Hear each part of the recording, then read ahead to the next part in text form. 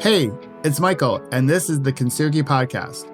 I'll be back in a minute with today's conversation about resilience. But first, if you're interested in creating a better life, having a better career, please visit kintsugipodcast.com and grab your free workbook on how to have a better life.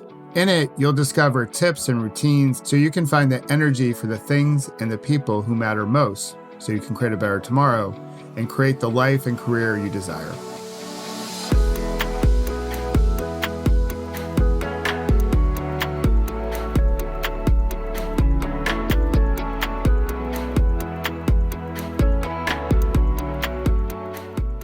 Hey everyone, I'm recording this 2 days after George Floyd's memorial service. You know, the last 3 months here in the States, really across the world, hasn't been easy. We've learned a lot about ourselves, we've learned a lot about our society, and in particular, it's been pretty rough for our Black communities here in the United States. And I know not everyone agrees with this, but I believe COVID, like my last bad day accident, is happening for us, not to us. It's shining a light on our fissures, our scars, the inequity in our country that we tolerate. It's giving us a moment to write a new script. That's what having your last bad day is all about. Because the one we've been using for so long isn't working well enough for all of us. This past week has been a week of reflection for me. I didn't post a conversation about resilience last week because I wanted to give other voices space. I wanted to listen, I wanted to learn, and reflect on how I was showing up for our Black community, my friends of color. And as I shared in other posts on Facebook or LinkedIn, if you happen to follow me there, I have committed to doing better. And I regret that I haven't done enough or more in the past. And today I want to share my perspective with you on two things. It's not political. It's purely human. For me, it's what it means to be in a diverse peloton. And I'm not sharing this to judge anyone or place blame or spark shame or guilt.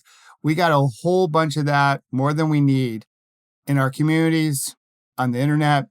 And plus, I'm perfectly imperfect, just like you. The spirit of Kintsugi art, the Kintsugi Podcast.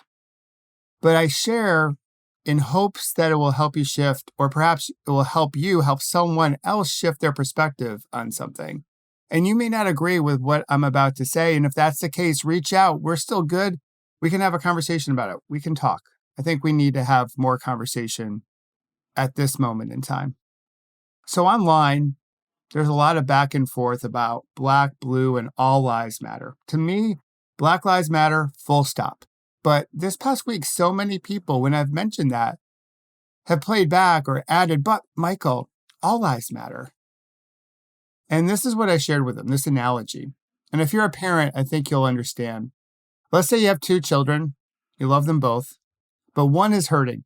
Something happened at school, perhaps like me, they fell off their bike. Whatever it is, it's going to leave a mark. It's going to leave a scar. Now, we know this in our Kintsugi podcast. Scars create our beautiful. We want to embrace them. We want to love them. But in that moment, they are hurting, and all they want from you as a parent, as mom or dad, is to help them feel better. And you do because you love your kid. But your other child sees that you're pouring all your love towards her or his sibling. And in that moment, they don't like it. So they start acting up to get your attention, as kids do. And you start to feel annoyed because you're trying to comfort your child who is hurting, but your other child is acting up, and their acting up is getting worse and worse. It continues. And as it continues, you get more and more frustrated, and you wonder why they can't see that their brother or sister is hurting right now and needs your attention. You want to say to them, but you don't because you're a loving parent, how did you become such a jealous, insecure brat? But again, you don't say that because you're a good parent, but you may wonder, who raised this kid? And then you realize you did. So for the last 400 years, Black lives have been hurting the whole time. And we may say here in the States, we love all our kids the same, that all lives matter, but we don't act as if we do. As soon as we give our attention and care to our children or our child who is hurting, All Lives Matter starts to get jealous. And then we turn our attention away from the child who is hurting, the Black communities.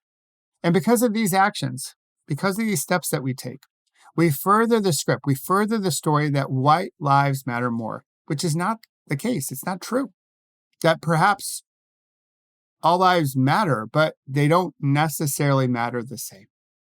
That's the message that we send when we can't stay with it and focus on Black Lives Matters now. Now, through this whole process, I hope for a whole bunch, but I hope we can develop more self-compassion, because I think this is a self-compassion issue. There are many causes to this issue or symptoms, but one is self-compassion. And understand that when folks are hurting and we shift our focus to them to provide love and nurture and care and try to make things better, it doesn't mean we love anyone else less. It doesn't mean that anyone else matters less. For example, when New York City was hurting from 9/11, Dallas didn't say, hey, we need some attention too. When it was Boston strong after the Boston Marathon explosion, London didn't say, hey, we're strong too. When we grieve for those lost at Sandy Hook and Parkland here in the States, other schools didn't shout, other communities didn't shout, hey, you're forgetting about us. No, what we did is that we placed all of our attention on those communities, 100%. We gave them love and support and nurturing. Well, right now, it's time to focus on our Black communities here in the States, because they have been hurting for far too long. And if we shift our attention back to All Lives Matter in this moment, then we're just making it about us. And that is part of the problem. Ben Franklin, in the States, you may know him. I think across the world, if you're listening across the world, you might know him. Once said, justice will not be served until those who are unaffected are as outraged as those who are. And boy, do we have a long way to go here in the United States.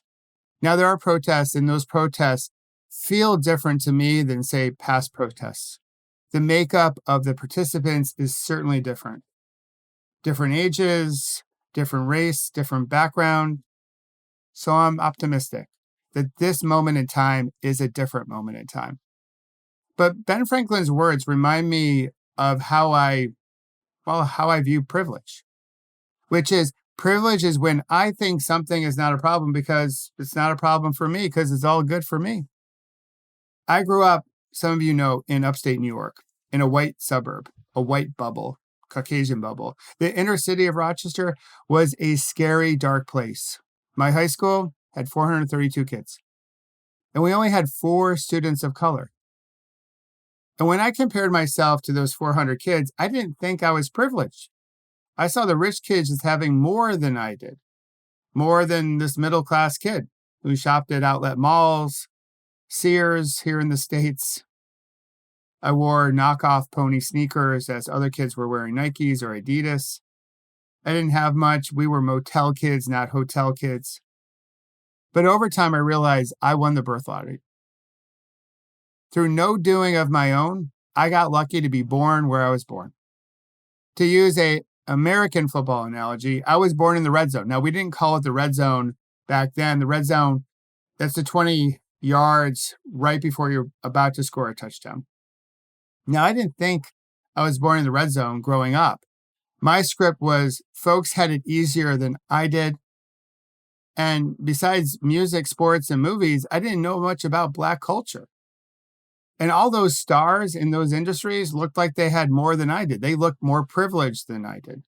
Heck, back then growing up, I didn't know anything about privilege. I didn't even know how to spell privilege.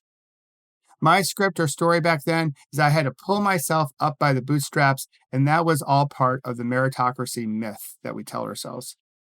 Through that lens, I thought everyone else had it easier. But then I started to look around and I realized, yes, some of the kids in my hometown were born on the 2-yard line. They were privileged, even more so than I was. But I was still privileged. I was still born in the red zone. Maybe the 18 or 19th yard line. White women, rather, they were further downfield. And people of color, wow, forget about it. They were pinned near their goal line. And could they score a touchdown from there? Yep. Many did. Many still do.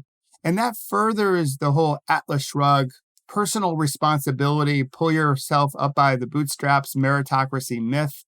Because if they can do it, why can't everyone do it?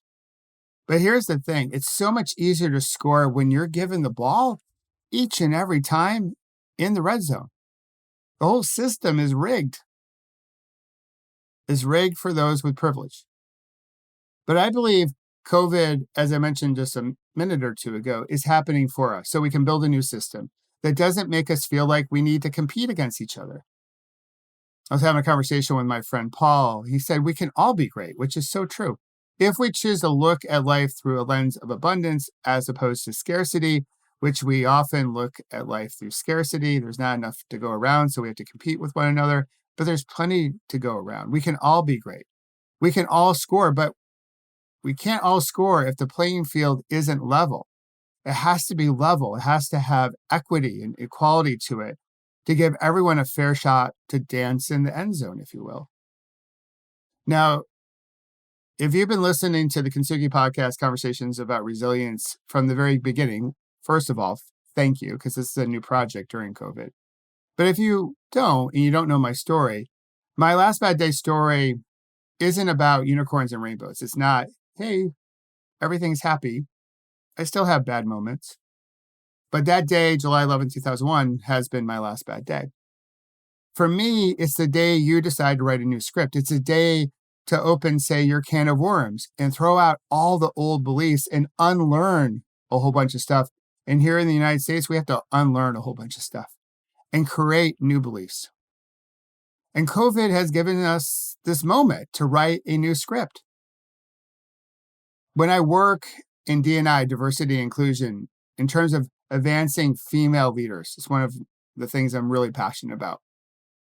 Well, several years ago, I came across a quote from Sarah Grimke. It goes back to 1837, 28 years before the 13th Amendment here in the United States. And she shared, I ask no favors for my sex. I surrender not our claim to equality. All I ask of our brethren is this, that they will take their feet from off our necks and permit us to stand upright on the ground which God designed us to occupy. And that's what George Floyd wanted, for that officer to take his knee off his neck. So maybe the new script we can write in this moment in time, because if we don't write it now, when will we ever write it? Includes power with instead of the old hierarchy of power over.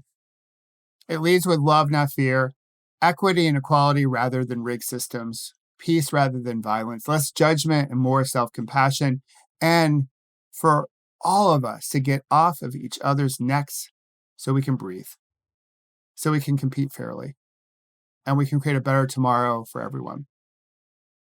The road forward for us here in the United States, maybe across the world, is going to be a long, challenging one.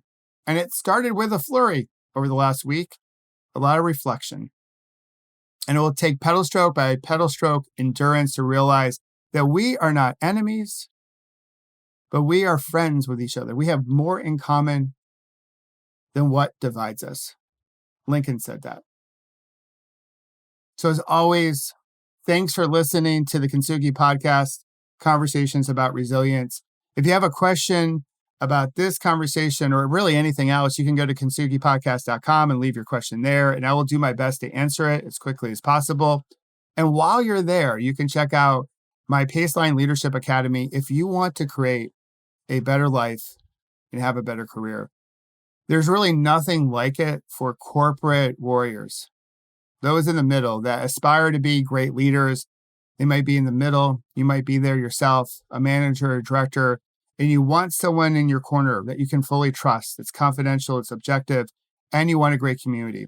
You want something different than what your corporation gives you in terms of development. That's why I built the Paceline Leadership Academy, and I hope you'll check it out. And again, Thank you always for listening since this is a new project. I hope you'll share it with someone today that needs to hear this message. I hope you'll subscribe and give a rating and review. And until we talk again next week on our next conversation about resilience, I hope you stay healthy. And of course, I hope you have fun storming the castle day after day after day, because that's how we're going to create the change we wish to see in the world. Talk to you next week.